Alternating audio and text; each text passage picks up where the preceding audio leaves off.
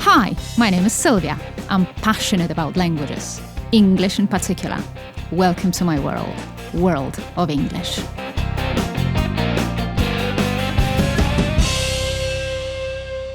Today, I will confront a stereotype that is repeated over and over again, and that is that the only possible way to learn a foreign language is to go to the country where it is spoken on a regular basis. That is, you have to go abroad in order to learn, in our respect, English.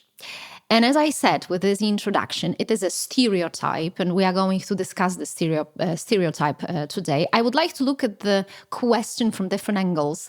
So I have divided my presentation for you today into a few parts. And first of all, what I would like to focus on is the mechanism of studying a language. In order to learn anything, you need to know how to do it. You need to know the processes. You need to know how it works. So I will start with this mechanism of learning a language abroad.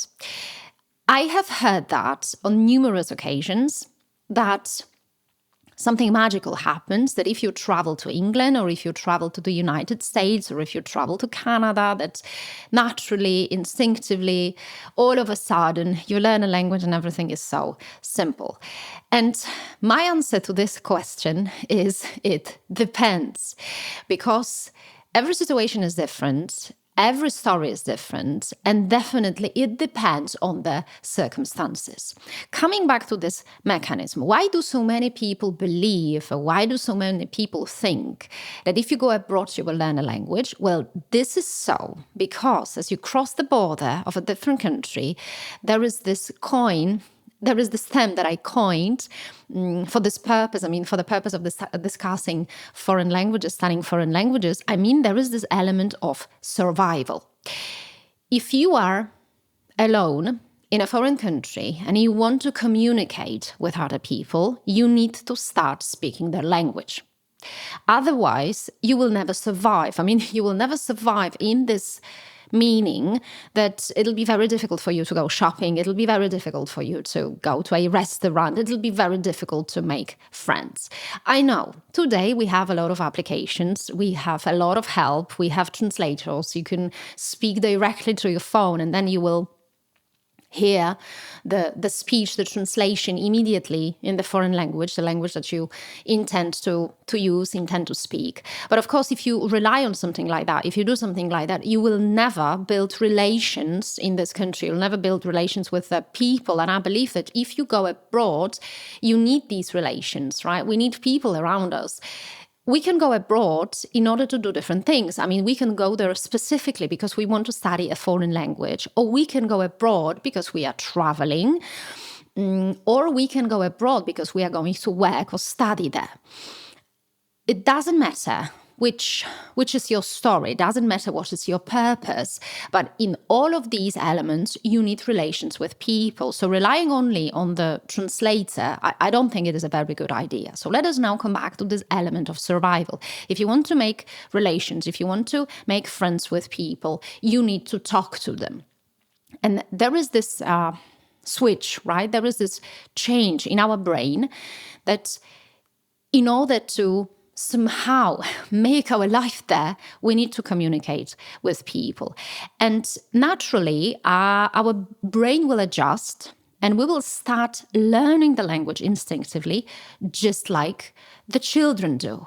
Because for them, as they start speaking their own mother tongues, they are not thinking about the proper words. They are not thinking about the proper accent, phrases, collocations, grammar, to say the least. They are thinking about the purpose of this conversation. Yes, so they want to get something. They want to get a toy. They want to get food. They want to hug a mother, a father, a brother, sister. So they want to achieve some goal. And that's why their purpose of communication is different. Many people, as they are learning a foreign language, they focus on the language. And it shouldn't be so. Language is not the end, right? It is just a tool. So it shouldn't be the end, an end in itself. It should be a tool through which we can achieve our primary goal. So as we start thinking about this mechanism and as we start thinking about this element of survival, suddenly we push ourselves, we push our brain to produce words, phrases, structures in a foreign language. Another thing is that we are surrounded by the language. We are surrounded by it all the time. So it is through mass media, it is through films, books, people who surround us, yes, at work, in a cafe, wherever we are. And this mechanism is very similar, again, to the mechanism that is adopted by little children, because as they are studying their own native languages, they are surrounded by this language every day, all day long, because there are people who are telling stories to them. And I was talking about this storytelling at the very beginning of this podcast, in my very first episode, which is entitled exactly Storytelling. This is the most natural way of learning a language, right? We listen to these stories that are repeated to us by mothers, fathers, grandmothers, brothers, sisters, members of the family, children, other children in kindergartens. So this language is melody, right? It is music that is surrounding us. So when we think about these two elements, I mean this element of survival and the fact that we are surrounded by the language, it is naturally, instinctively, so much easier and so much simpler to learn a language. But as we are abroad, for us, let's say it is England, we have to be very much aware of the variety of the language that we are surrounded by. So if we have contact, if we make contact with people who speak poorer variety of the language, naturally we will adapt their variety of the language, which is not necessarily what we want to get. But let's imagine that you go there and to England, and you choose a school that offers a course in English for foreigners. And here is a twist.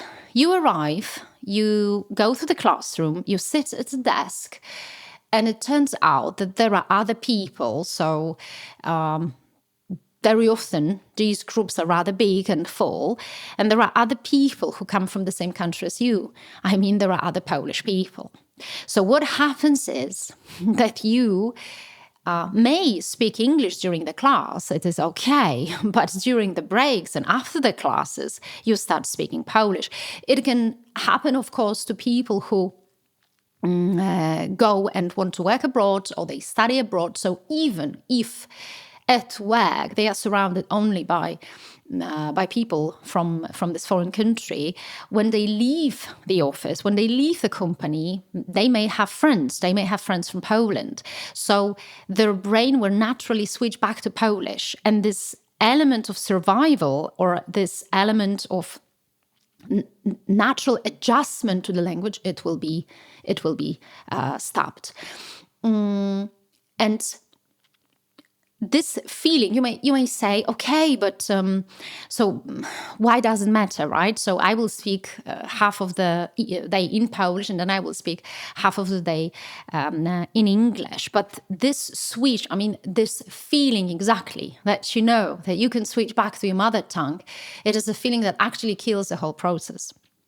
And here I have this private story, let's say, this story that actually that I experienced, because now I'm talking about my own experience. And as a teacher of English, as a student of English, of course, I use this language on a regular basis. I use it every day. Of course, I consume content in English, books, films. I talk to people all day long. But most of my time, my day is divided into two parts. Yes, so the first part of the day is connected mostly with English, and the second part of the day is connected with speaking Polish, because I have a Polish family. I live surrounded by Polish friends, Polish people. So naturally, I come back to Polish. And there was one incident in my life where I traveled to Germany. Actually, that was Berlin. I traveled, and I was the only person who was of Polish origin. There were other people from different countries. There were Germans, there were Czechs, there were French people, but nobody spoke Polish. And the trip was like a weekend-long trip, I remember. And I had actually no access to Polish whatsoever. I wasn't using Polish for the whole weekend. No phone calls, no text messages, no contact with Polish people. And the feeling that was inside me, it only happened to me once in my life. And the feeling that was inside me was incredible. So I knew I had this deep awareness. I was very much aware that I couldn't think in Polish. I couldn't use the language. I couldn't contact other people in Polish. And that feeling was actually incredible. And I think that if you really, truly want to learn the language basing on this mechanism, you need to go to a place where you will not be allowed to use and think in your own language. Coming back to schools, yes, because there are a lot of schools that are organizing courses abroad for people who want to learn English. And as I said, you enter such a school, and it may so happen that you will be surrounded by Polish people. That's the first thing. So you can switch back to Polish at any time. The groups will be big because the true idea about studying a language is that you have this opportunity to listen to it, but also to respond, to say something, to produce. Another important factor is that it can be very expensive. So as you compare it to courses, language courses, back in Poland, in your home country, it may turn out that there are these courses that you have access to in Poland, that they are not so expensive. And another thing is something that you have to bear in mind is that you have to check this school very much, and you have to check the level of the language that you are going to learn. Because, once again, I repeated this story, you know it very well, because if you learn the language with native speakers, but you have no idea what is their background, what is their education, what is the level, you will pick up the language. And in Britain, we know it very well. There are a lot of accents. There are a lot of varieties of the language. And some of them may not be the very variety that you want to have, you want to speak, you want to use. And now coming back to this idea of studying a language the, let's say, natural way. I mean, back at home, in our respect, back in Poland. So the first advantage, I believe, is that it is not that expensive, or it is relatively less expensive. You can find a great teacher with competence, great teacher with great quality. And the language that you are going to study is going to be this educated standard. It is going to be academic English. And every time you start a course, you have to ask yourself, what is your purpose? What is your goal? What kind of language are you learning? And if you want to study English, because you can do it, or you can also do it at home, back at home in Poland, with a native speaker, you have to ask yourself, what is the purpose? What a native speaker will give you. So native speaker, for sure, will give you the understanding of the natural language. It will give you access to this natural melody of the language. But will he or she give you the standard of the language that you are looking for? Because if you are a person who wants to deliver presentations in English, and you have a important position in your company, if you are a person who wants to study in English, if you are a person who wants to make a career in English, you have to be sure that the variety of the language that you have access to is great. And definitely an educated teacher back at home will give you the teacher with certification, the teacher who has the qualification of speaking and teaching English. Another thing that is very important is this element of comfort and this element of psychological element, because if you are at home, you have this comfort of your own home, to repeat the word. And what is the comfort of your own home? There is this misconception, right? There is this stereotype that native speaker is the best teacher, I will tell you, it is not true. And it is not true very often also apart from the variety of the language, once again, that they are using. But it is not true also from the perspective of psychology. There are people who will never open up in front of a native speaker because simply they don't feel comfortable. Yes, they have this psychological structure and this type of psychological structure that needs a little bit more support, that needs a little bit more comfort. And I have met and I've seen people who have lived abroad and they haven't learned much of the language. First of all, because they were surrounded by locals from their own country, so they could always switch to their own mother tongues. And the second thing is that because they were afraid, right, of speaking the language, I didn't feel comfortable. They didn't want to open up in front of native speakers. So what they were doing is that they were shy. They were shying away from English in this respect. So it doesn't matter how long you will spend, how much time you will spend in England. It can be a year, it can be 2 years, and still you will not pick up this language. So in every process of studying that you start, in every process you have to be very much aware of what you want to achieve. And let me repeat it once again. Let me sum up this little presentation that I have prepared for you today, that you can learn English at home, that is in Poland. It is feasible. Yes, you can do it, but you need to follow certain steps. You need to find a good school. You need to find a reliable, educated teacher with great quality of teaching and the quality of the language.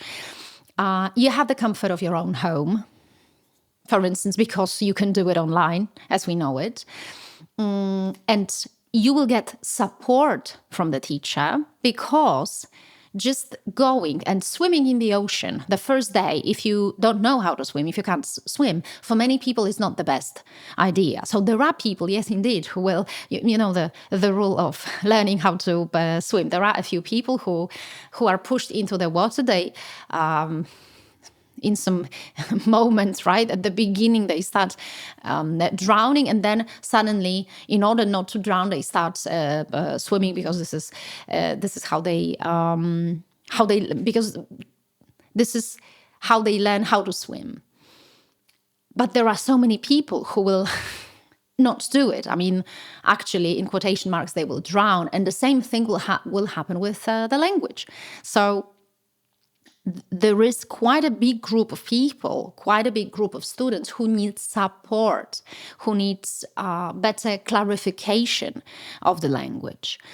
But if you ask me what I think about studying abroad, yes, this is also a great option. But just like with studying at home, you need to take into consideration a few things. So the first thing is you need to choose a good school. You need to choose great teachers, preferably very small groups. And the best idea would be to learn individually. And you cannot be surrounded by Polish people. This is the prerequisite. You have to check it.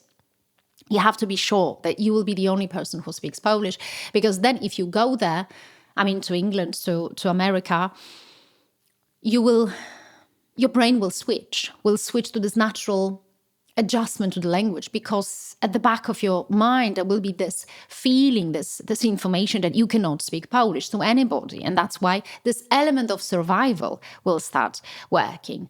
And coming back as my finishing comments, coming back to studying at home, I kind of prepared also answers to the questions that you might possibly ask me, because you may say, okay, so if I learn the language at home, what about this accent? Yes, this natural accent.